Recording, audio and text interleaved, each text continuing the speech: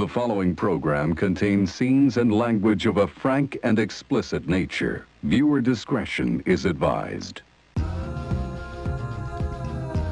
This is The Loud List, where our random, rowdy, and raunchy band of misfits create top 10 lists of life's most insane shit. Be scared. Nothing is off limits. So congratulations. You just made the list! Oh, the music got CJ playing, and this is episode, I don't even know at this point. This is The Loud List. You know what we do here? We find cool people, and we create top 10 lists that rock. At least for the time being, because we are also going to incorporate some brackets and some dream castings in here where we're going to take old TV shows and we're going to recast them with modern casts. The first one being Little House on the Prairie. That'll be coming up soon as I figure out who I want on the show, because I want a well-rounded list. But over here, there, wherever he is on your screen or in your voice box, is Mr. Bill V. He's going to introduce himself, who he is, give you a short rundown on what he's about, and then we're going to get into the bullshit. Well, I appreciate coming on to The Loud List. You know what? I just got introduced to your podcast, and I definitely now subscribe, following my kind of vibe, my kind of jam. And I like how you said Bill. I like how you said Bill V, because it's Van Veghel, and you didn't let yourself butcher it, because I've seen it butchered many times over the years. I am infamous for it. Infamous. It's Dutch, Van Veghel. But I've been a podcaster for going on about 7 years now. I've been the co-host of a horror movie podcast called Land of the Creeps, where every 2 weeks we go over a theme and dissect movies, but it's not like hardcore cinephile. I mean, if you are, you'll enjoy it, but otherwise it's pretty lighthearted. We're all open to women, men, all people from everywhere. And I also just launched my own solo cast called Music, Movies, Sports, and Stuff, where we have 4 segments, one with music, one with movies, one with sports, and stuff is my catch-all for whatever's on the top of my head. I want to ramble on for about 15 minutes. Nice. But yeah, I've been in this game for a while, and one of the reasons I did a solo cast is so I could branch out and meet more people, and this is awesome that I've met Chris, and could be a lifelong friendship. Who knows? I hope so, man. I mean, I hope so. Always love meeting cool people that I can, and I love that you came up with, I love that you came up with this topic, because I don't get a chance very often to do sports stuff.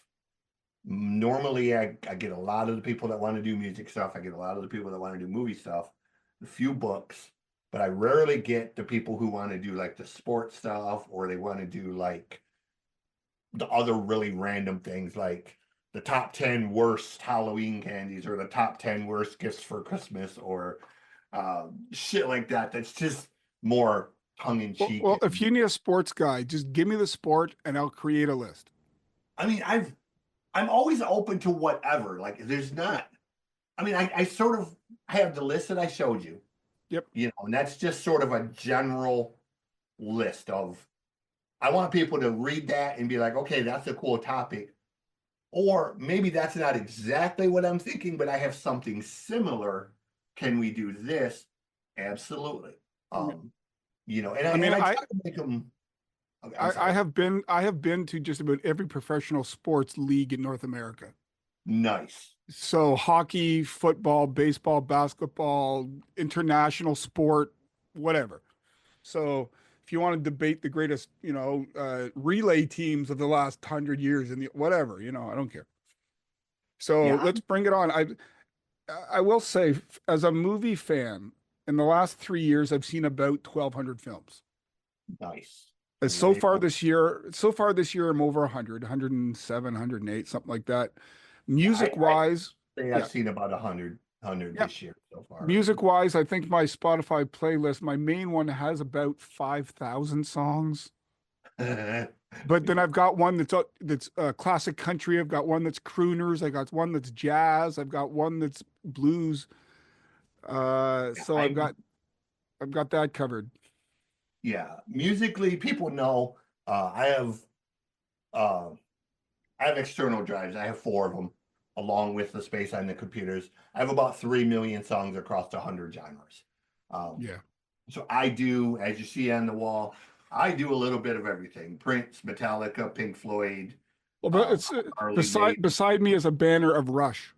yeah, so I can talk to you about Bob Marley and Burning Spear. I can talk to you about Metallica and Slayer, Rush Dream Theater and Evergrey, uh, Gentle Ben and Opeth. I can talk to you about Hank Snow and Farron Young and Hank Sr., Jerry Reed and Chet Atkins. I can talk to you about, Pink Floyd or Ray Wilson or Genesis. Um, you want to talk hair metal, great. Punk, old school or new school, and the offshoots of punk. I mean, I can talk music. Well, let's do some Conway Twitty. I love Conway Twitty. I'd love Yeah. to lay you down. Yeah. I love that song. I make the joke that I was on a show, and we're gonna get into this list, I promise. I was on a show recently. It was the top 10 stalker songs. Every breath you take. Well, everyone had to listen. My number one, when I got to it, when I said it, everyone was like, "Hey, what?" My number one was "Solely Make Believe" by Conway Twitty. Oh wow. Okay. Because if you think about the lyrics, you know, Where did Sundown by Gordon Lightfoot make? I'm not sure if I don't remember that one being on the list. Maybe it was. But that was my number one Okay. because every time I hear that song, it just the lyrics of it, you know, Yeah. um, it's because I can't remember. People see us everywhere. They think you really care, but myself, I can't deceive. I know it's only make believe. Um,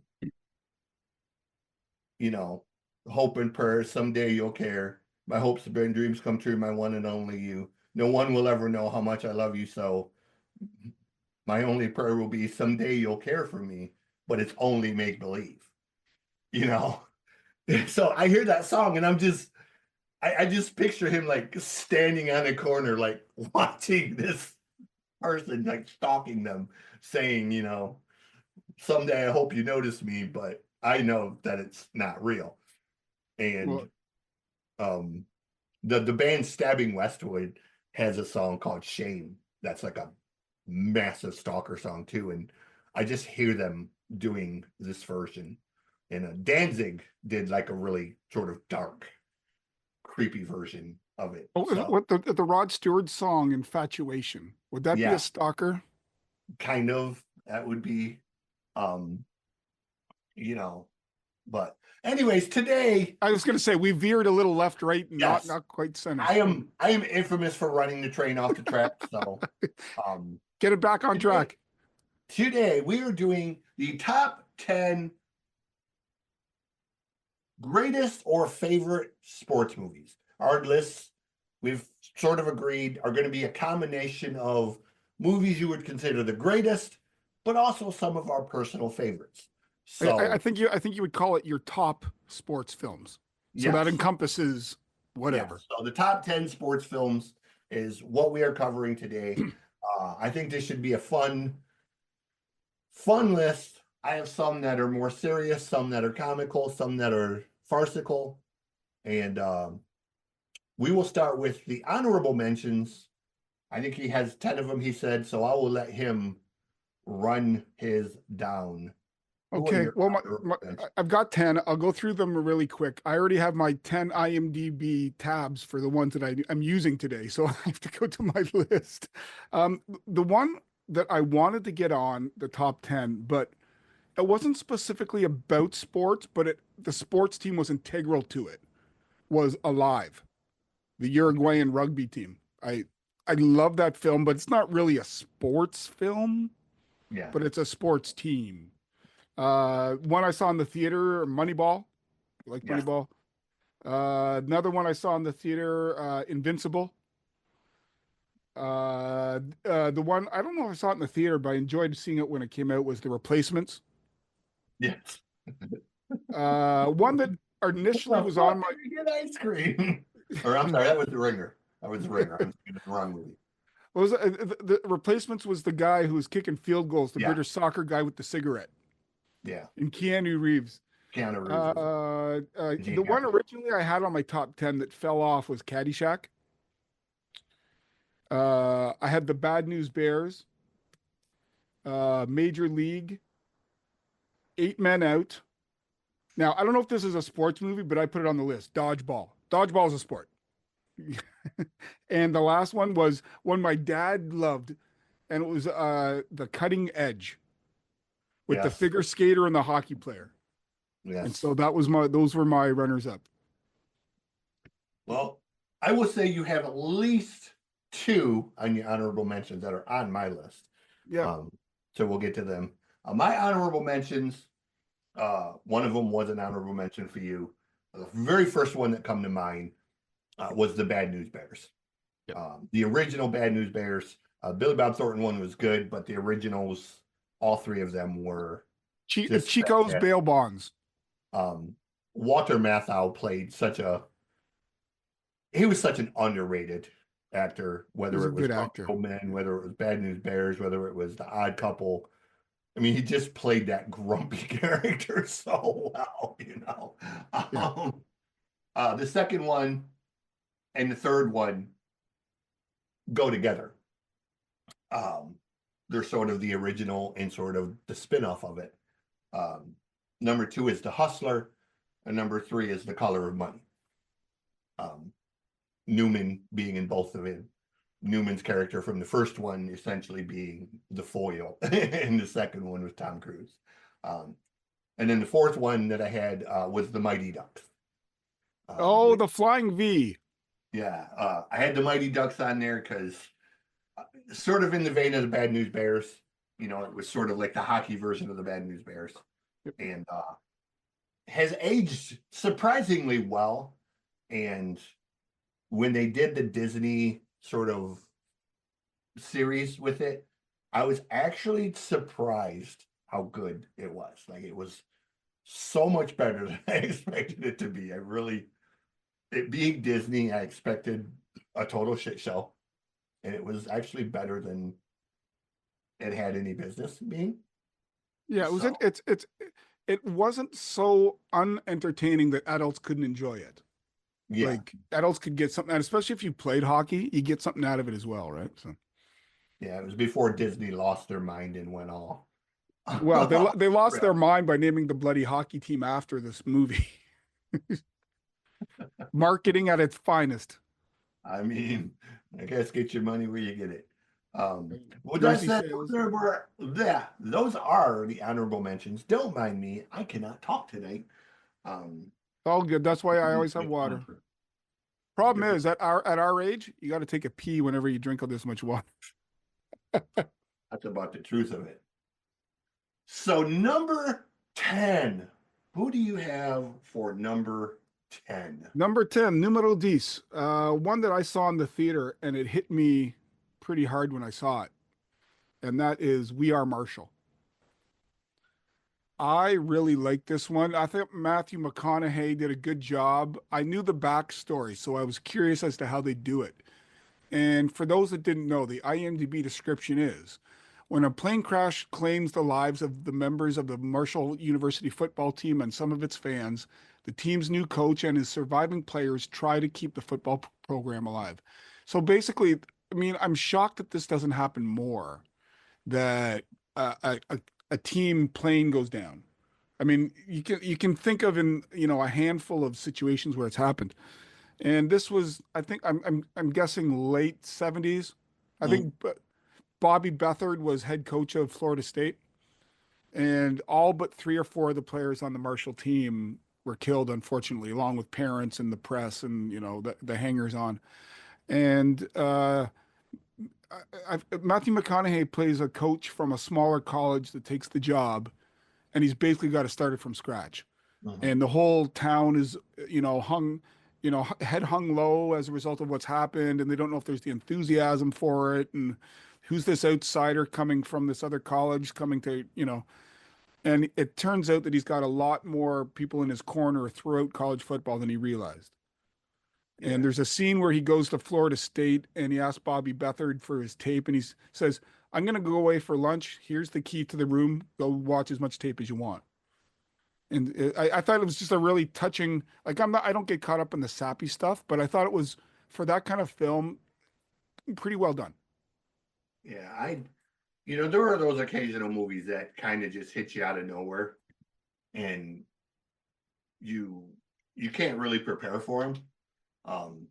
One for me is a movie from New Zealand called Once Were Warriors, Okay. and I the first time I watched that movie, I didn't know what it was about, and I just sat there, just utterly shocked, no words, crying because it was such a brutal, violent film about domestic violence and suicide and family malfunction.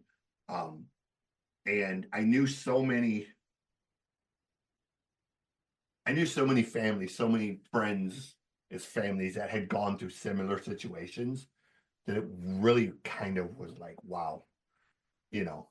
Um, Normally when you see films that portray domestic violence or alcoholism, that kind of stuff, it they sort of pull punches. They sort of try to tame it down just a little bit for the audience. But this one, um, it stars Timberoo Morrison plays the bad guy, the one who plays Boba Fett, and he leans into this character, and he is just the most vile, vicious, nasty husband and father. Like, I mean, it is so bone chilling, like how nasty of a character he plays. And you just like, holy shit, bro. Like, you fucking terrifying in that role, man. And it's still to this day, it shakes me to my core to watch that film. Um, And it hit you and you didn't think it was gonna. I didn't know what it was about, honestly, the first time. It just kind of said, New Zealand, Maori people, alcoholism, family malfunction, yada, yada, a bunch of taglines. It doesn't really warn you of just how brutal the violence is in this film, like how realistic it is. There's no pulled punches, man. You see the smacks are like so realistic looking. The way he shoves her head into a glass mirror, and you see the glass like sort of explode behind her head. And it's like holy shit, like the the cinematography of this movie, the shots that they got in this movie look really, really violent. Like it looked like they were not doing stunts. I mean, it looked like they were really just actually pow head into the glass and they were filming it. Um, so it's really powerful. I mean, it'll make you really kind of flinch and think as a man, holy shit, how does any woman survive that and stay or whatnot? And how can any man be that much of an asshole? Um, but then you think, I mean, you see people on the news, you see people in real life that are like that. So it's even more chilling because you realize that.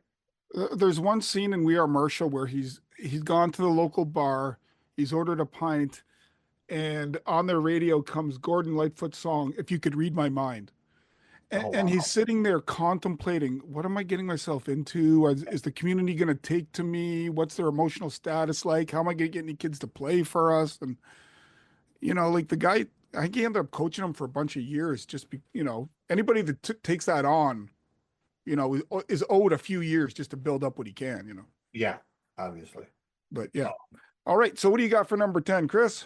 Number 10 for me is another film, kind of deep, not really, I don't think as deep as We Are Marshall, but um a different kind of role. I have The Wrestler with Mickey Rourke. Mickey. Yeah. Mickey. Yeah. Yeah, it was a very different role for Mickey. Like Yeah. it was much deeper than I expected, actually. Like I knew it was supposed to be a drama and I knew it was going to be kind of a darker look, but Mickey really played a great role. Like Mickey's not really known for playing deep. I mean, it's Very- weird seeing a role where he's not the asshole. I Because in mean, every he's movie, kind he's of the asshole in it, but not. not to the same It was a extent. deeper role for him, you know. Like he Yeah. doesn't really play the deep person. He's just normally very shallow and blonde and And saying some. I think it's I mean, it's a loose amalgamation of pro wrestlers, and that's what their Yeah, afterlife is. Like Jesse the Body Ventura lived in a park for yeah. years. Like it's the same kind of story. And I know friends that have been in the wrestling business, and it's not nearly as glamorous as Vince McMahon would ever let you lead on that it is. My understanding is it was supposed to be an amalgamation of Ventura, Hogan, Brutus Barber, and Randy Savage. It was Okay. supposed to be like a combination of those four type of characters. I mean, there's a reason why some of them in their 70s are still doing it Oh yeah. because they need the money. I mean, in the case of Ric Flair, when you get divorced 7 fucking times, you're paying alimony to. But you see pictures of like Abdullah the Butcher still Yeah, wrestling. And I mean, good God, you yeah, should be enjoying your grandkids. What the heck are you doing, you know? yeah. There's a number of them that are out there. Ricky Morton and Robert Gibson of the Rock and Roll Express, who are my all-time favorite tag team. They're still out there getting it and still doing a great job. And they're two of the nicest guys you'll ever meet. But you really got to think like, you know, I know those guys have money. So they're just doing it just purely out of the love of the sport and to But I mean, see great. you gotta wonder somebody like Bruno Sammartino Yeah, wrestled until his yeah. early 60s at a minimum. Why? That physical, I mean, sometimes it's just in your blood. May Young did yeah, it practice. He was yeah. what, fucking 90 something. Um, I mean, and was it Vern Gagne was in the wrestling game until he died? yeah, Like that's what I'm it's saying. Sometimes it's just in your blood. You don't know any better. Um, but sometimes it is the money. Like yeah. I know in Flair's case, it's absolutely the money because, Oh, well, he has to keep up his drinking habit, right? He well, needs the among money, other things. among Uh, other things. but All right, that's my number 10. What that's do you your got number for 10. number 9? My number 9 is one that I've seen a few times and I always enjoy it, and that's Cobb. Oh, God damn it. I forgot all about that one. Cobb from How did I miss that? 1994. Tommy Lee Jones and Robert Wool, Oh, Lolita Davidovich. that is So a brilliant movie.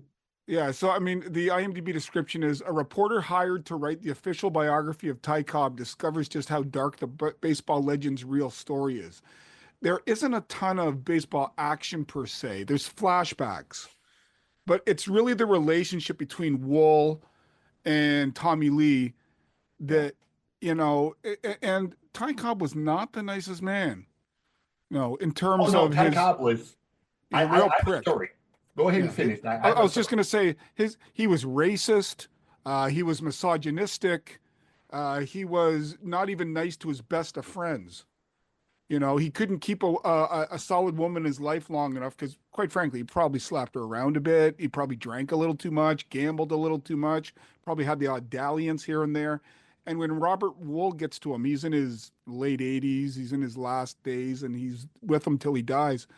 And at first, Robert Wool doesn't know what to make of this. Here's this legendary figure that's being just a real dick to anybody around him. Yet there's still I don't know if it's love, but it's an appreciation of each other develops. Yeah.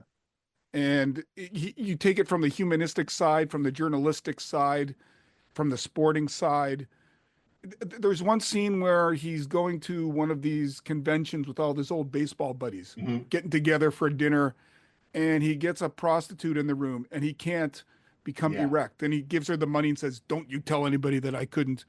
Yeah. That's, and like the woman that was taking care of him, Leela Davidovich, wanted to know what said is the meanest son of a bitch you're ever going to get. Do you know what you're getting yourself into? But then you also see the humanistic side, and they don't portray Cobbs as sympathetic, but they do portray him as you understand his thinking. Yeah. And that's what I like about the film. So my great grandfather lived to be 103 years old. He was very good friends with Ty Cobb. Okay. My grandfather, who was 98, inherited a bunch of stuff from my great grandfather. One of the things being a racist joke that was written on a bar napkin by Ty for my grandfather. He wrote it on a napkin because apparently they were at a bar and there were black teammates there, and he didn't want to say it out loud in front of the black teammates, so he wrote it on a napkin and gave it to my grandfather. My grandfather kept it, and he has my great grandfather has. There are multiple letters from Ty Cobb to my great grandfather in my grandfather's safe. There's realistically probably $500,000 or more worth of Ty Cobb stuff in that safe that, is it's authentic and it's been authenticated, but there's really never been a price put on it because at no point was anyone ever going to consider selling this. But, I'm sure that if you had an authenticated bar napkin with a racist joke from Ty Cobb, it would sell for huge money.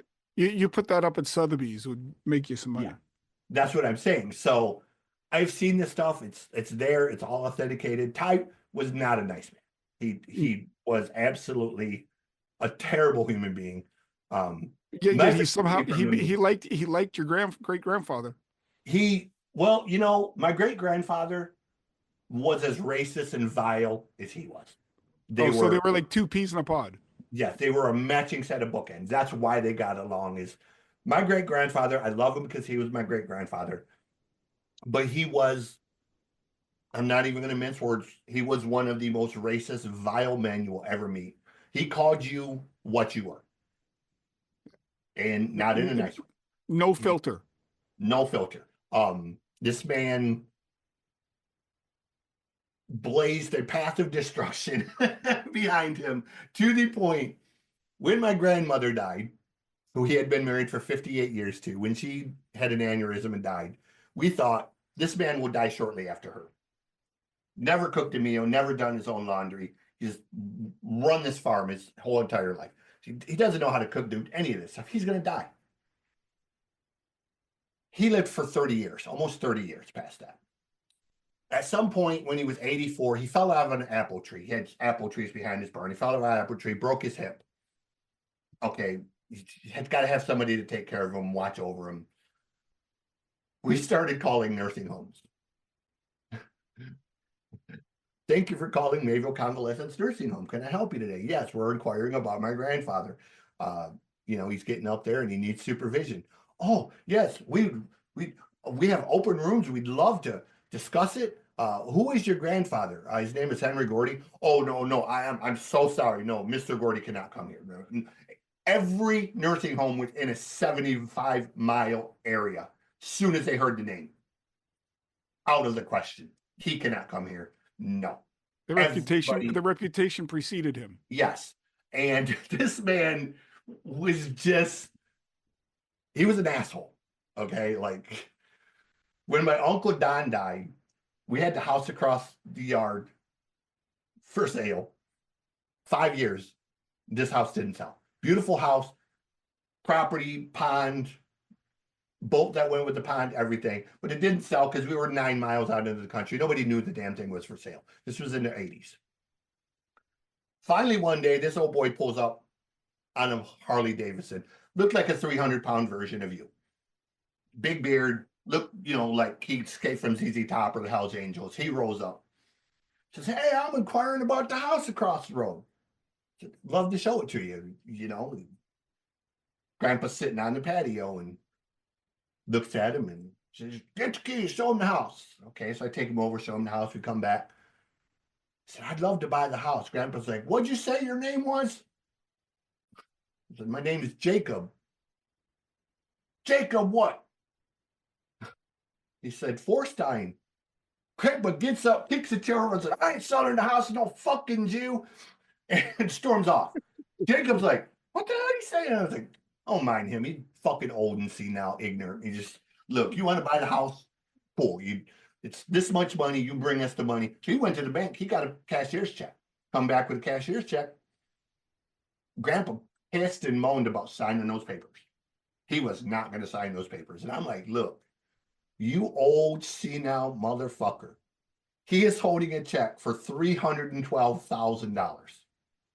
Sign the fucking papers, you know. And he's bitching the whole time. And I'm like, dude, but here's the fucked up thing about my grandfather. All that fighting, all of that bullshit. This man come in for lunch one day. He had been out there all morning, 103 years old, in the garden, riding the tractor, feeding the dog, chopping wood. He come in, he had lunch. I'm going to sit down, take a nap. Price is Right is on. Sat down in a chair, went to sleep, never woke up. A heart attack? Just died in his sleep of old age. He literally just died in his sleep. the body gave out at 103, yeah. Whatever. So he raced hell his whole life and then went out peacefully, you know. And it was just like, we were sad, but at the same time, we were like, Jesus, thank God. Like, it was just like, you know, the reign of terror is over, man. Is Jacob still there? No, unfortunately, he was riding home one night and it started raining and he lost control of his bike and it slid under a semi and decapitated him. Oh, ouch. So sadly, he ended up getting killed in a motorcycle accident about 10 years later. The house is still there. It's owned by another family friend now. But my grandfather, he's 98. He still is there and runs the farm every day. And anyways, long story short, you've got a connection. Yeah. Number 9, I can't believe I missed that one, truthfully. Like I love that film. My favorite part of the film is when he's at the award ceremony and they ask him, like, how do you think you do against today's players? Blah, blah, blah, blah, blah. And he's like, I think I'd hit about 327 with about 12 home runs. He's like, well, why do you think you hit so low? Because I'm 78 goddamn years old. You probably slide in spikes first. Yeah, you know, he's just like, because I'm 78 goddamn years old. And it was like, it was just one of the, Tommy Lee was a perfect, Tommy Lee Jones is such a perfect person to play that. Well, and I like at the end, when it's all over with and Robert Wool is sitting back in the bar in New York City with his journalistic friends and he's talking about it like it's high times. Yeah. Meanwhile, half the time he wanted to leave, you know. All right. What you got for number 9, Christopher? All right. Number 9 for me is a funny film, far from probably one of the greatest, but a movie I watch at least twice a year. All-Star Cast is one of my favorite baseball movies. It is the film Brewster's Millions. Oh, John Candy. And Pryor and so many, like half the cast of Trading Places sort of end up in there among other. I didn't even think of that one. No. Jerry Orbach is in there, and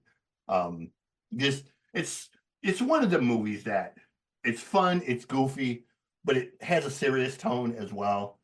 And what are the signs? Don't vote for me. Where he ran? Vote for nobody. Vote for nobody. That was it. Vote for nobody.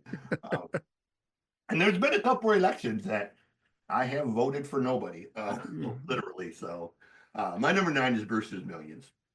All right. My number 8 is, there's a connection with your number 9. My number 8 has an actor who is honestly in my top 5 actors. John Candy, Cool Runnings. Yeah. Saw that in the theater.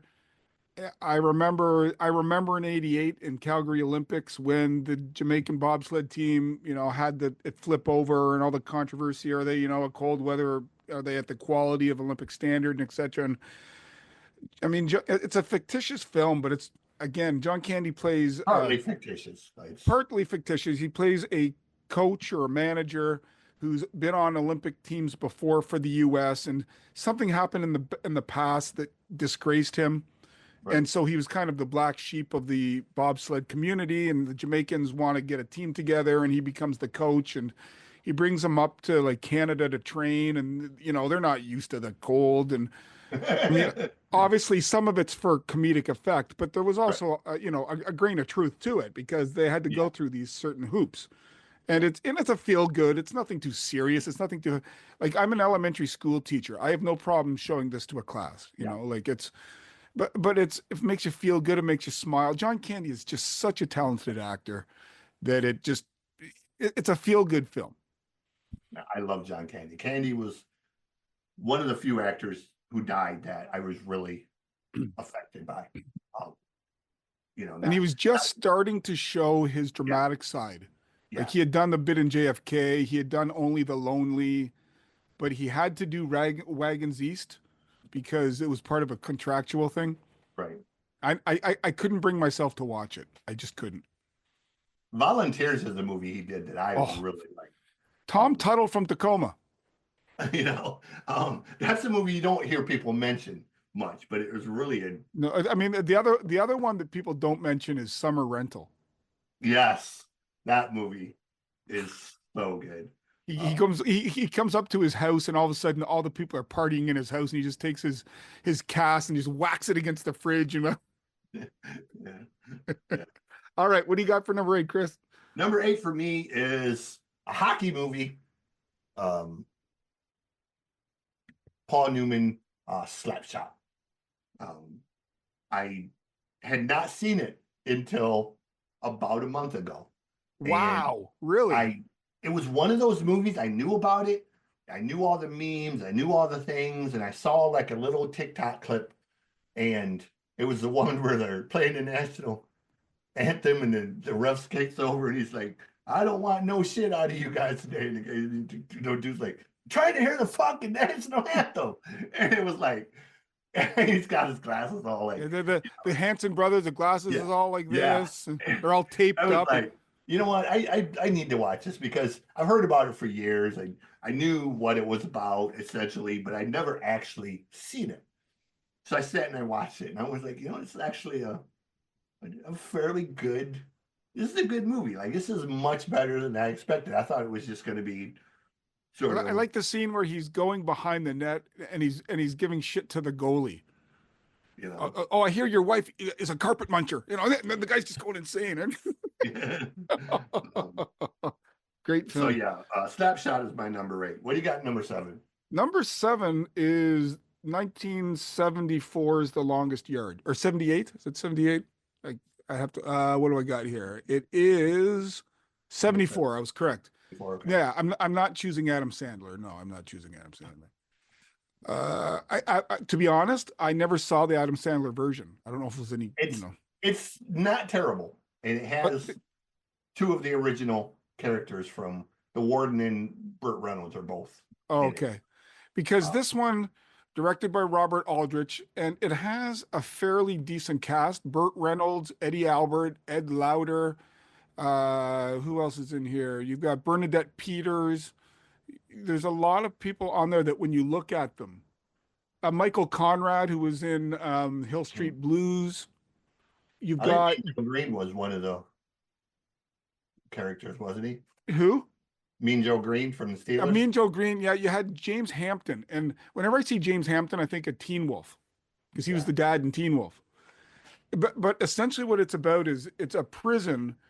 I don't know if it's high security, but it was a fairly strong prison, and they get to the point where they want to every year they have a football match between the prisoners and the guards or the wardens, and it's a way to get out their aggression and they get people out there, and it's not a pure comedy. Like it gets No. gritty there when what's his name, the actor where we just talked about there, James Hampton goes into his cell, and one of the older guys is one of the trainers, John Stedman, and they put something in his light bulb, and it goes off, Yeah. and it gets gritty, and there's like moralistic decisions. Is he going to play for the guys in the prison, or is he going to take a backhanded deal with the warden? And there's some pretty decently played football scenes in this film. Yeah, So the yeah, Sandler version was pretty faithful to the original okay. in a lot of ways. It changed it up a little bit. Um, but it I was, just didn't want to see any slapstick comedy with this kind of film, you I mean, know? it has a little bit of it, but not as much as the slapstick is done pretty well. Like it's done in a really short, like little 5 or 10 second things. It's not like Like what I didn't want to see was a version of The Water Boy. You know, like I didn't no, want to. it wasn't that at all. It wasn't that at all. Okay. It was more faithful to the original than I expected it to be. Um, Okay. so um it's the Sandler one is worth watching. Okay. Well, Uh I've got a list on my phone of films I need to watch that I haven't. That will go to it. yeah. Number 7 for me, um, you had We Are Marshall. For number 7 for me, I have Remember the Titans. Okay. Um, All right.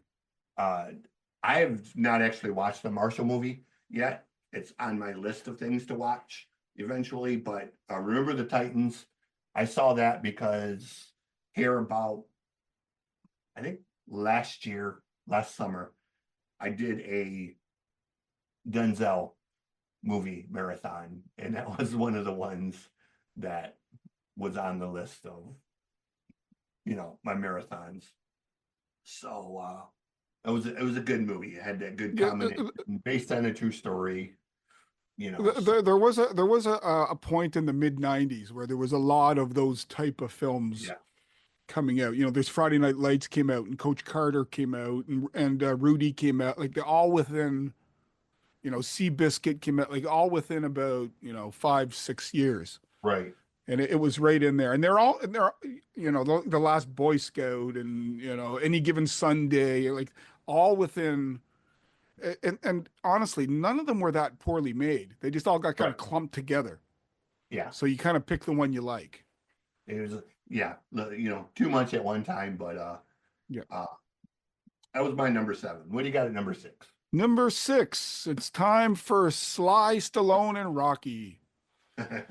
I got him. I mean, it's one of those films, whether you like boxing or not, you can throw that away. You can look at it as a romance movie. You can look at it as overcoming the odds. You could look at it as a purely competitive film. You can look at it one where you're cheering for the underdog. I mean, I love seeing Joe Spinell in the role of the mob enforcer collector. And then you see him in Maniac, and it's like, okay. But like scenes of him walking down the streets of Philly in that ridiculous leather jacket with the hood around, and he's bouncing a squash ball in his hand, and he's singing to the guys on the side of the road and throwing them some change because they were doing a good job. And going into, I mean, everybody remembers the scene seeing Rocky get up at 5 in the morning, crack 6 eggs, down them in a cup, go out running, and then he runs up the art gallery steps. And I mean, the scene of Burgess Meredith trying to get him to catch the chicken. I mean, there's again a fictional film, but there's a kernel of truth to it. Mhm. When Mike Tyson went at his peak, he'd always try to find some boxer that was, I wouldn't say lesser, but someone local to the area and to try to get him into the ring.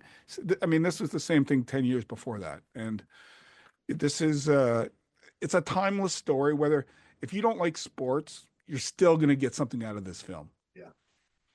So, and the whole story of Stallone trying to peddle this around Hollywood. He had the story goes he had it in a leather briefcase in his hand, and there were other people that were going to buy it, but they wanted somebody else in the role, or he wanted to say who the director. And he was like, "No, it's got to be me."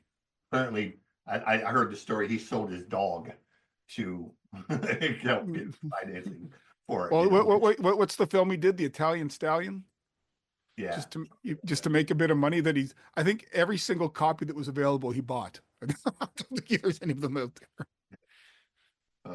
All right, what's your number 6? Number 6 for me was a movie that I just had to watch. It was another hockey movie that I knew everything about. Never watched it. I actually saw it happen, what it was based on. It's the movie Miracle. I remember distinctly sitting at home on the couch watching the Olympics, watching that hockey game, watching that Now, happen. do you remember the Finland game or the Russia I game? didn't see the Finland one. I saw the because when they beat the Russians, it wasn't the championship game. No, It that was was the the semi. championship. Um, but I was young. I think I was 6 or 7 at the time, and it was a time when you didn't have cable. You kind of had what you had, and we had 3 channels. We had channel 5, channel 12, and channel 25. You had your NBC, your ABC, and your CBS. CBS, exactly. Um, and my dad had one of the big floor model Zeniths with the record player on top. Yeah, The 8-track and all nobody would ever steal because they couldn't lift the damn thing. exactly. It took an army of 12 to move it. But it was one of them times where, we were home and it was on and that's what they had on. And, as a kid back then, you didn't get to choose what you watched. You watched kind of whatever was on, and Yeah, you might ask to watch something, but 9 times out of 10, your parents are going to just say, oh, watch what's on. that's it. um, so I watched it and didn't at the time really realize how epic and world changing that was. I mean, it was awesome to see USA win, but on the political side of it, when you're 6 or 7, you don't really comprehend the politics of how huge it was. And at the age of 6 or 7, you wouldn't have realized the opportunity the Americans had and how big an upset it was. Right. That wouldn't have that wouldn't have hit you. You would have just been caught up in the fast moving things and the excitement and Yeah, I yeah. mean, it was awesome USA won, but like I said, I didn't have the political savvy to understand the Cold War and everything that was going on at the time of All you knew is why are people talking about Micah Ruzioni? so yeah, that's my number 6. I've never actually seen it only because like I know the story so well. Mhm. I don't necessarily need someone to interpret it. I'll just watch the videotape of the game. Yeah, and it was part of one of my classes I had to take for my media communications degree. Yeah. I had to answer a bunch of questions about it, so I had to actually watch the film so I could answer the questions. Yeah. Um, Well, so now was it? I think was it a made-for-TV movie? no, I think it was a full movie. It was Was it a full? Was it? Ed Kurt Russell and um, Norman Reedus and a few other bigger Yeah. bigger names. So Yeah. Like I know there's a scene where Kurt Russell basically is Herbs Brooks and he gives the speech in the locker room and that's the thing that motivates them. And yeah, yeah, again, as a hockey guy, I know the story so well, but yeah. I just never bothered to watch because I knew you knew you they beat And the again, Finns. like I knew the game itself. I didn't know like all of the Yeah. speech and the motivation and the politics and all the other stuff that was kind of the Yeah. outlier of the story. I didn't know all of that. Like I just If- knew Americans versus Russia, and Russia was the powerhouse, and we were going to get our asses kicked, and then America wins, and it was shocking and awesome, and it well, was between the hockey team and Eric Hayden, the figure skater or the speed skater, he yeah. won a bunch of medals that one.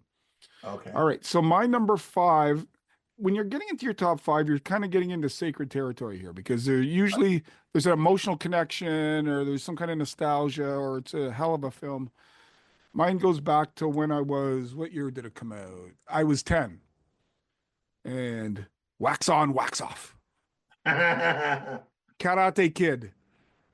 And sports is there, but sports is, I wouldn't say it's in the background, but like it frames the story, but there's so much more going on to it than just karate. There's a relationship between, young Daniel and older Mr. Miyagi. There is a little bit of that anti-immigration bit because he's Spanish and he's going to Southern California and he's assimilating to that as opposed to where he was before. And, he's at an age where he's flirting with girls and he's trying to develop relationships and apparently he still has the car that Yeah, that has a Miyagi bunch gave. of stuff. Yeah, but apparently he doesn't spend a lot of money. Like he gives a lot away, and he lives very frugally. Not frugally, but like you and I would live. And so, but one of the things he did keep was the car. I think it's his daily driver. Yeah, I think, he's very low key. Like Rolf is very normal as yeah. far as I mean, you know. I could see him taking the bus, Yeah, that kind of and thing. he really hasn't aged nearly for a guy who's pushing like 70 now. Like he still looks like he's in his 40s. Um, so And that whole sequence where you hear you're the best around, no one's gonna ever keep like that whole segment might be the gold standard of musical action scenes. I I have an affinity for movie soundtracks, and that is one of my favorite movie soundtracks. It's really a great soundtrack.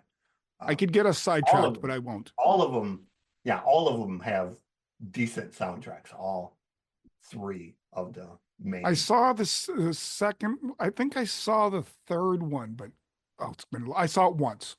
Yeah, Was that the one with the little kid? no. There was So one with a girl, and there was one with a little kid. that was the fourth one.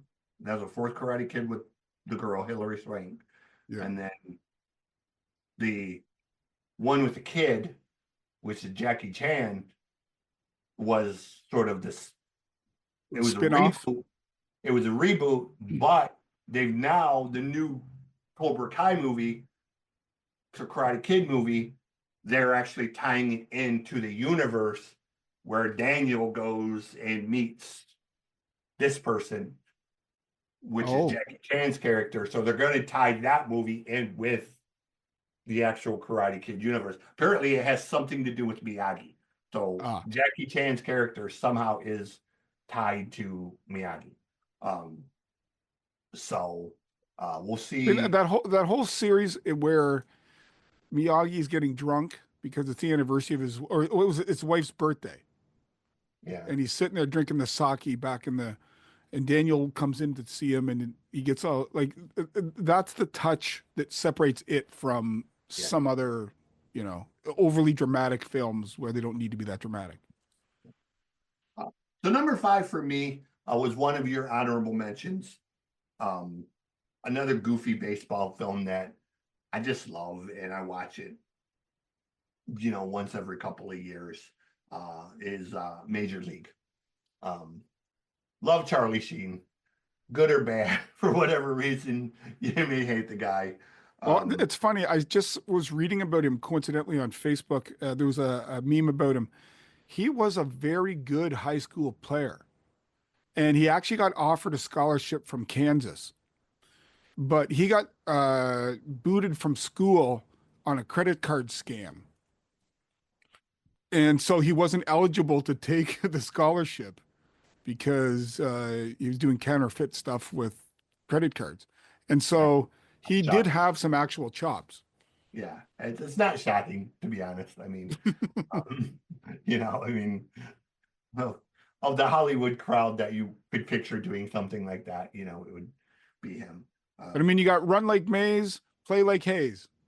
Yeah, and the whole wild thing throughout the film, it really kind of sets the film apart, and then he gets the glasses and all of that, and um, Just a bit outside. just and Bob Euchre, Oh, you gotta and love Bob. and those Indian fans in the crowd banging the drum, Yeah, they and really then suck. Yeah, they do and suck. then and Randy Quaid, Yeah, the heckler, it's, and there's Jobu. so many there's so many like little parts of that movie by themselves. One of my favorite parts is when they put the owner in every game they win, they peel a piece off. Yeah. Oh, don't you want to put on a towel? Hey, you're not going to give us better equipment. This is what I'm standing here like. Um, that's my number five is Major Beauty. League. They got number four. So my number four is one that you had on your honorable mentions, and that's The Hustler. And this is one that if you were doing this as a movie, Mhm. this would be in the top two. Like just as a cinematic Yeah. movie, it really calls upon the human condition and human nature. And Paul Newman comes in as this hustler coming into the small town in the state of Minnesota or whatever it is. And, he's doing the local bars and he finds one and he gets himself to the point where he's going to play the biggest guy around. Well, Jackie Gleason as Minnesota Fats was the biggest guy around, literally and figuratively. And what's the one match is like 12 hours. Like it's just, they go till they basically drop or run out of money. And I'm not going to give it all away because there's anybody listening that hasn't seen it, but it is riveting. Yeah. Like there's personal parts at the side with women and drinking and money laundering and things like that, but essentially it's this one and then possibly a second match, and that's it with the black and white really enhances it. I love this film every time it's on. Yeah. It really was a great movie, and one I need to see again. I haven't seen it, and it's been a long time since. Yeah, I rewatched it last year because I hadn't seen it in 5-10 years. Wow. It's worth watching again. Yeah. I mean, I might sit down and watch that and The Color of Money together because obviously there's the Yeah, I mean, get ready to sit on the couch for 5 hours. There you go. right. So number 4 for me, another stupid movie. Probably not one of the greatest movies, but a movie that really launched the careers of a lot of people in ways that elevated them. And you had it, your honorable mention. It's a movie Caddyshack.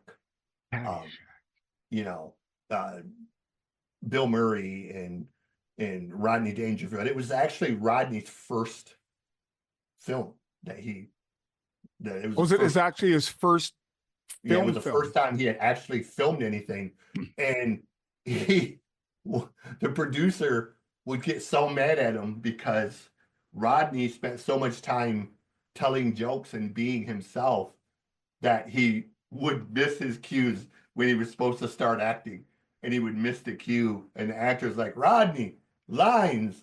He goes, "Oh, you want me to start now?" And, and he would do shit that would just set the whole thing. And everyone would laugh at him because he was just. Apparently, he would in real life get under the skin of Ted Knight. Like they did not like each other because Ted Knight thought he was just like a bit of a buffoon. Yeah, and Bill Murray's lines, a lot of his lines were improvised. Yeah, that whole bit about the blue grass and all that, he made that all up. Yeah, and the part where he was hitting the flowers with the U.S. Master, that was all improvised. They just gave him a rough, hey, we want you to do this and do your thing, and he just made that up on the spot. And apparently, whenever I think of that movie, I think of Journey. Yeah, it didn't make my list, and it probably should have. But this movie and Back to School both. I wondered about Back to School with the triple Lindy, but it just wasn't enough of the film to. There's so many great classic lines, like Back to School, where he does the Springsteen thing to clear everyone out. And then he's in the bookstore, and he's like, "Hey, here's a couple pencils in case you ever learn how to write," and just all the stuff with Sam Kinison. Yeah.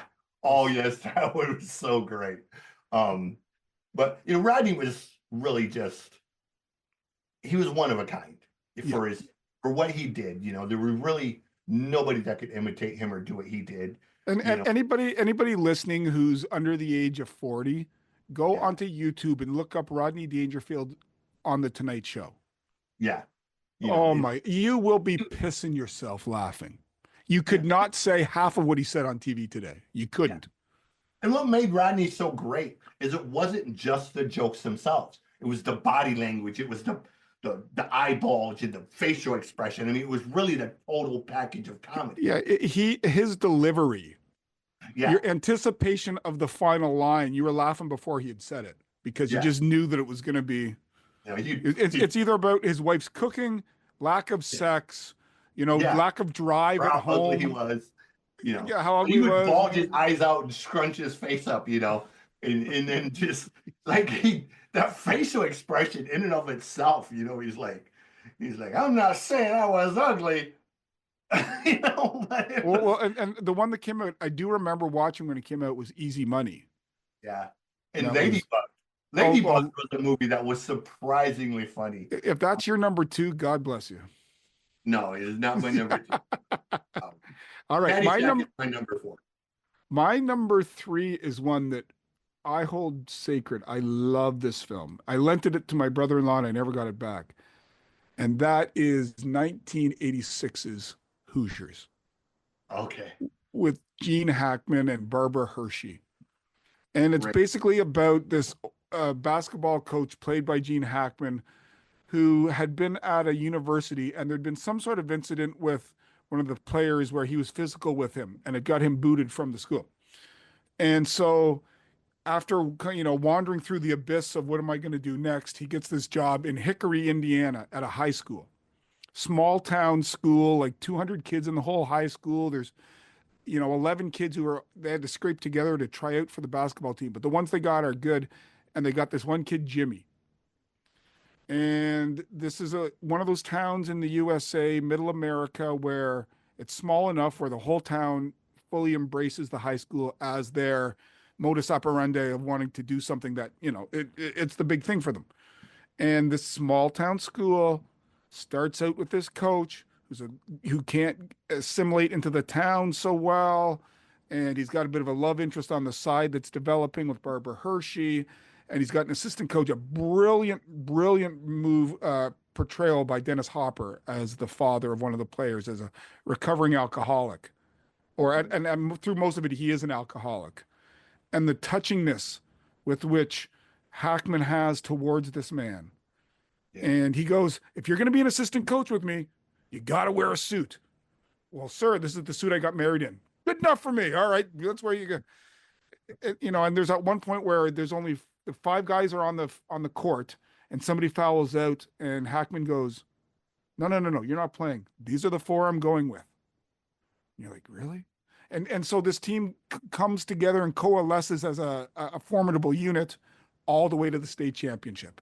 Yeah. And the whole town wants Jimmy to play, but he's been holding out until coach reaches out to him. And I'll let you see how it ends. You can probably figure out how it ends, but there's a level of acting there. There's a level of acting in that film that's above Cool Runnings. Like, as much as I love John Candy, there's just a level there that's above.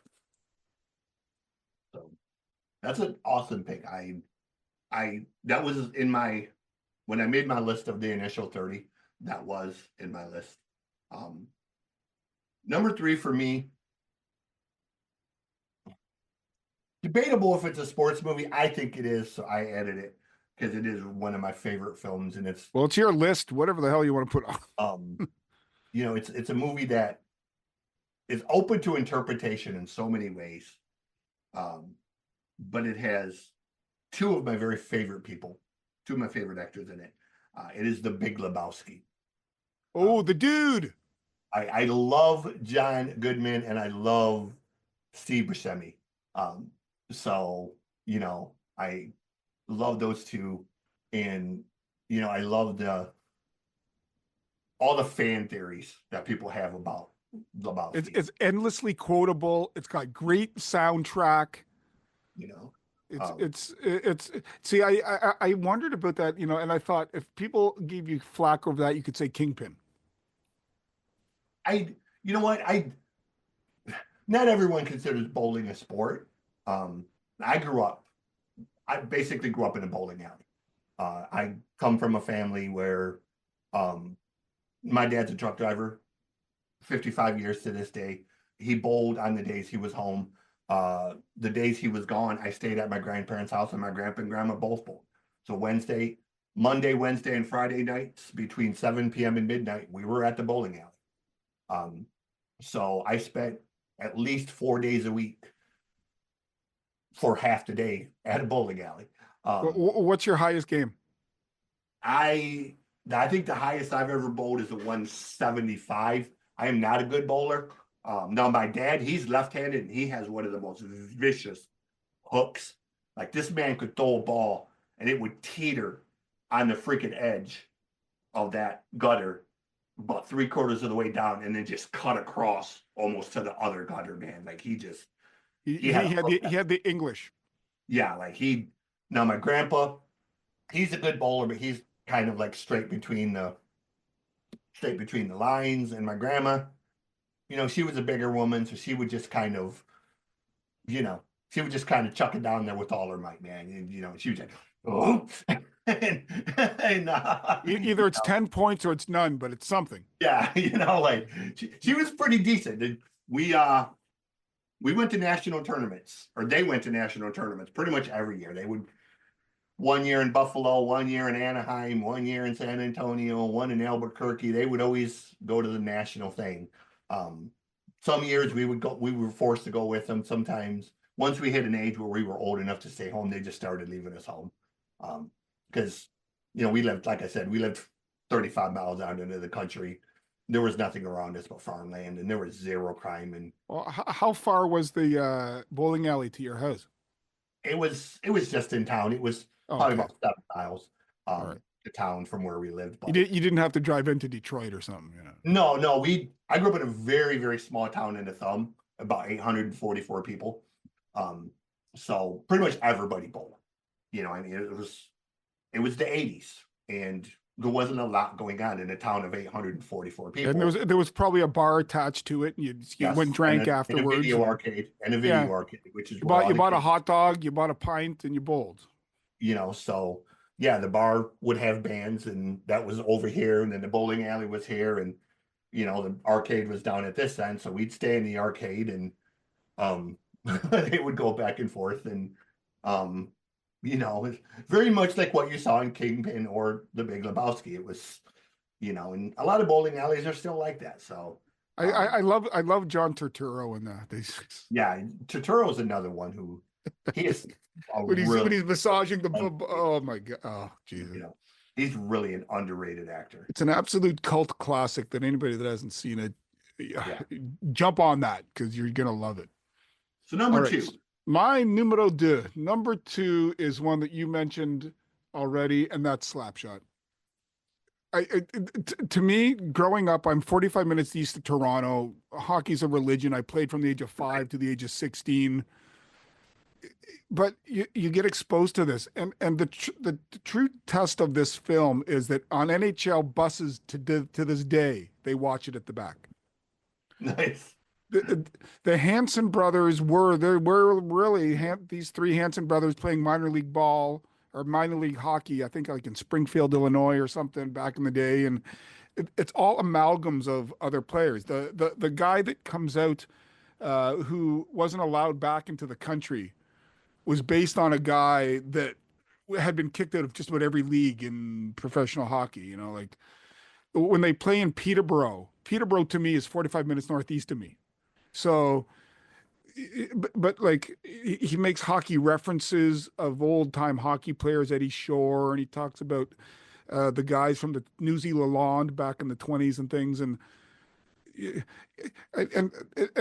what's his name? The guy that plays the owner, the guy that was in Cool Hand Luke. What's his name? Strother Martin. Yeah, Strother Martin as the cheapskate owner that's looking to sell the team down to sunny Florida. And one of my other favorite character actors is C. Emmett Walsh, and he plays the journalist in town that Paul Newman as the player coach. He was like, I mean, I'm gonna say in the movie he was maybe in his late 30s. He's one of these guys that just couldn't give it up, and he just wanted to keep playing. Where is there a rink? Where is there a job available? But this is a town in the Midwest where there's a steel town, and if the steel isn't going well, the town is in the shithole. And but there's comedy, there's a bit of romance, there's a bit of intrigue. One of the players on the team's Bruce Boudreau. Bruce Boudreau coached in the NHL for years and years and years and years, played minor league and NHL. and they needed a place to shoot one of the scenes where Paul Newman comes into the girlfriend's house with he comes in with the groceries in the grocery bag. That was Bruce Boudreau's apartment. They needed a place to shoot. So they just said, okay, let me clear my underwear out of the way and you can shoot, And I know to they me, used, I know they used a lot of actual hockey players to fill yeah, out the yeah. roles in like a lot of the. Like the advantage that Michael Ontkeen had is Michael Ontkeen had played college hockey, so he knew how to skate. And Paul Newman worked really hard at his skating. But when you're doing a lot of the background stuff and the game action, and you needed people that you can't fake if you can skate or not. Right. So they needed to get guys that had played. They were mostly minor pro guys, or on the fringes of the NHL, but there was no flat out NHL players. But guys and girls, if you haven't seen Slapshot, it's a little, I wouldn't say crude, but it's shot in a way that you wouldn't shoot them nowadays. Yeah. I mean, who's the one character? What's his name? Not Yvonne Barrett. He plays the goaltender. The guy, the guy that's the teammate that is the real woman, the ladies' man. Yeah, I know. With the leather jacket. Oh, did you see that waitress? Yeah, she rubbed up against my back. Her nipples are as hard as diamonds. Rubbing up.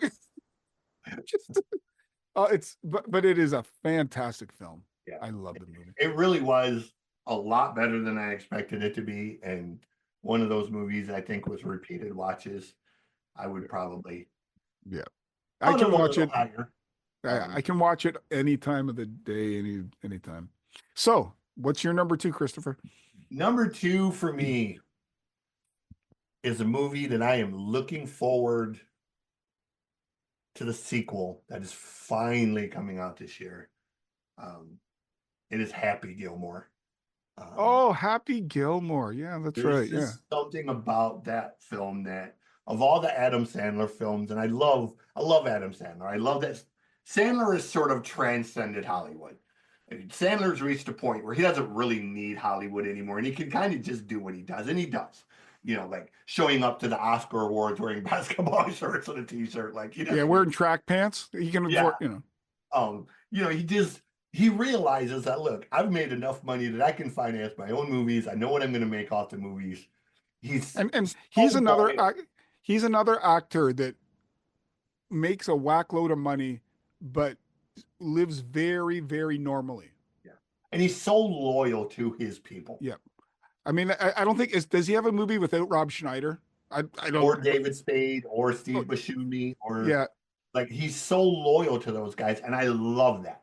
I love whether it's Grandma's Boy, whether it's I know he wasn't in Grandma's Boy, but that was a Happy Madison thing, and it's just you always kind of know who you're going to get in his films in some capacity, and he's so good at casting people in roles. Henry Winkler versus Jerry Reed was really, say what you want about the Waterboy, but those two castings as sort of the goofy coach and the asshole coach, that was really great casting because I got to meet Jerry Reed during the film. Is Jerry Reed the one that he was the old country singer? Yes, he was. Yeah. He was Snowman. And my dad, like I said, I grew up in the front city of Peterbilt. We rode into a truck stop one day, seen the truck in the parking lot, surrounded by a bunch of cars, and I immediately was like, Dad, that's the Snowman's truck. Dad's like, no, that ain't Snowman's truck. That's just some old goddamn trucker who's got a truck like the Snowman. That's a copycat. Okay. That is believable. So we went in, we sat down. At some point I had to go to the dinner or go to the back I had to go to the bathroom. So I went back towards bathrooms, and as I got towards the back where the cubicle seating was, the family seats, I passed the table and I looked over and Jerry was sitting there. And I stopped dead in my tracks and I looked at him and I ran back to the table. I said, Dad, that is the Snowman's truck. Jerry's in the back. Dad said, nah, that ain't Jerry. That's just some old boy that looks like him. And I was like, I know what Jerry Reed looks like. It's pretty hard to mistake Jerry Reed. So I ran back to the table and I ran up to the table like, I looked at him. He said, "Can I help you, son?" I said, "Are you Jerry Reed?" "Yes, I am." I said, "My dad said it wasn't you. He said it was just some old boy who looked like you." Jerry stood up. He's like, "Where's your daddy at?" I said, "He's over there." Jerry yells across the truck stop. He's like, "Son, come on over here and have dinner with us." My dad stands up and about shits himself. He's looking, his eyes are like just big around, and he's like, "Holy shit, it's Jerry." So we had dinner with him. They were filming Smokey and the Bandit 2. They were filming the driving scenes. And they were away from catering and got hungry. So they stopped for dinner. And we just happened to Just happened to run across him. Nicest, funniest guy you ever met. He completely what you expect of Jerry. Just a comical, goofy. he seems very laid back, very He is. He absolutely wonderful. Signed a whole bunch of shit. Signed hats and shirts and a bunch of shit for us. But he had the film crew with him. He had about 9 film guys with him that were following him in cars, film cars, and different things. And I love Jerry. So that role was the last role that he ever played, and because he died of cancer shortly after. And if they're redoing Happy Gilmore, is Shooter McGavin in this one? yes, Is he? Shooter is in it. The one girl's in it. Pretty much everyone other than Bob Barker and his grandma are going to be back for it because both of them have. Is Billy D. Williams still alive? No, Billy No, won't be in. he died. Okay. But they said there's going to be flashbacks that have Billy. Okay. All right. So I guess Billy is supposed to be part of it, but not in person. Yeah. But the grandma's dead and the other is dead. But it's gonna have Shooter McGavin, it's gonna have, the Julie, what's her face, it's gonna have a bunch of new guys, it's gonna have Peyton Manning and some wrestler, I can't remember who it is. But all of the main characters are all supposed to be back in different roles. I liked obviously the other one that died, Joe Flaherty died, but I liked him in the film as the guy giving him guff from the crowd. Yeah. So we'll see how it goes, but I love Happy Gilmore. It's one of them silly, goofy movies. I mean, it's a purely Sandler movie of much like Grown Ups, much like much like Billy Madison. It's really not meant to do anything other than just make you chuckle and entertain you. And, yeah, it's meant for you to forget about life for an hour and a half. Yeah, and that's what it is. And it spawned a whole generation of things now where you actually have a goddamn world long drive championship now that did not exist before Happy Gilmore. So he literally spawned an entire within a sport. The golf movie that I haven't seen, because golf isn't really my thing. I never saw Tin Cup. I haven't seen Tin Cup. The Kevin Costner one. It's supposed to be. I mean, if you're a golfer, that's the one to see, and it just didn't appeal. I did see the one with Shia LaBeouf recently, and I can't think of the name of it. Where he plays the old, where he's a caddy and he plays in the championship and win. I can't think of the name of it off the top of my head, but number 2 is Happy Gilmore for me. So with all that said, and our long-windedness in getting to this point, number one, Neil Peart drum solo. We've got, for me, it's Bull Durham. Okay. To me, Bull Durham has pretty much everything you're looking for in a sports movie. It's well acted. There's comedy. There's a bit of sensuality to the film. There's a competitive spirit to the film, but there's a nod and a wink to the baseball organizations, the industry as it's being shown. And you get a little bit of behind the scenes stuff that the layman may not, be aware of. driving around from these minor league AA parks or AAA parks through the middle of bumfuck USA to get from X to Y, and you see what the players are going through. I love, love, love the speech that Kevin Costner gives to Susan Sarandon. I love the feel of the small of a woman's back. I'm okay with softcore pornography, and baseball should not have AstroTurf, and there should not be a designated hitter. And at the end, he turns her away, and she goes, "Oh my!" Like with with Tim Robbins wearing a woman's garter to keep yourself centered. Like the guys were like, "We need a day off. We've been playing 7 straight games." He goes, "Oh, I'll get us a rain out." And then he goes to the ballpark and the sprinklers go off. Like there's elements to that probably happened. I've no doubt that they really did happen. Yeah. And you really get to feel for him, and at the end of the film, he gets let go and he gets brought on to another team down in California that needs a backup catcher, player coach kind of deal. And to me, it embodies what a sports movie is. Like I didn't put Rudy on my list because Rudy's a little over the top for me, a little too Hollywoodish. And I know that the facts to that aren't anywhere near what really happened in real life.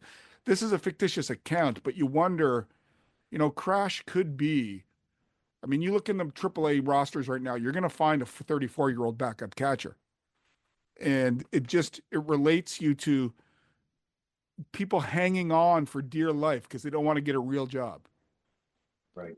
And so that's what I really like like there's certain elements to some of these movies you probably couldn't make nowadays, but you could make this again with a few subtle switches in some of the terminology. You could make this again. Yeah. And that's why I like it. Nice. So for my number one, I know this is going to be very disingenuous to do, but I have a tie for number one. I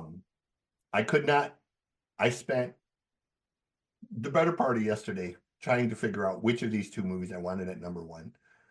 Couldn't decide. So I'm giving both of them number one. So number ones for me is a tie between Rocky and Field of Dreams. So I could not decide one over the other. I like them for many of the same reasons, but also separate reasons. Rocky just being the quintessential film. When you think boxing films, you think either Rocky or Raging Bull. Never got to see Raging Bull. Not really a De Niro fan per se.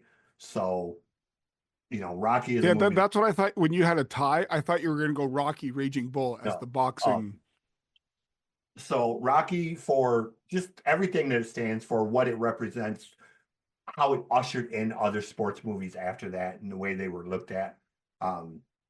Field of Dreams, because I remember this coming out and I remember my grandfather, who is infamous for weekend trips. Never knew where we were going. We would come home from school Friday. Grandpa would be like, pack a bag. We're making a road trip. Okay, where are we going? Don't know. We'll know when we get there. And that was just the way it was. We'd get in the car, we would drive, and we would drive until Grandpa was decided that's where we were. Well, one of those times was after that movie had come out. Apparently, he was over at my Uncle Bill's. Uncle Bill was watching it. Grandpa got caught up in it, sat down, watched the movie, and we ended up in fucking Iowa at Field of Dreams. And I saw it. I saw the movie long after visiting it, but it really was sort of a surreal thing. Like, it was kind of, it's in the middle of fucking nowhere. Okay, like it's 406 miles of nothing before you reach this damn thing, and then you're kind of like you're there, and you're like, the baseball field. We got one at the high school where we live. The fuck did we drive 600 miles to see a baseball field? And you're going, oh, blah, blah, blah, blah, blah, blah. And, you know, I think I was 12, 11 or 12 or something at the time, 13. And I'm standing there like, okay, like I had no comprehension of why this shit was important. But after seeing the movie and knowing the story, it was kind of like, okay, now it's cool. You know, it was the whole history. There was no John Cusack coming out of the. Yeah, right. That was I didn't know it at the time, but yeah, now I think like, God damn, I would have loved to meet Shoulders Stu Jackson. You know, like that would have been fucking cool. Like, you know, just such a legendary, um, but a really great cast. Obviously, Ray Liotta and Matthew Modine and so many great actors in it, and it is one of my favorite movies now to watch too. Yeah, that's one of those sentimental movies that you can buy Yeah. into. Yeah, so it's a Fa- movie fa- I've watched more times than I'd like to admit. and the thing is, like, it's family friendly. You Yeah. know, you could show it at It's school, you just could show it at church. It wouldn't matter, you know. it's just one of the movies that I think I watch it most when if I'm feeling down and I need something to kind of pick me up, like determination wise, to not give up, to not give up on your dream. I kind of watch it then because, you know, here's a guy who really went against all the odds of people telling him he was insane, the wife saying we can't afford this. You know, you have uh uh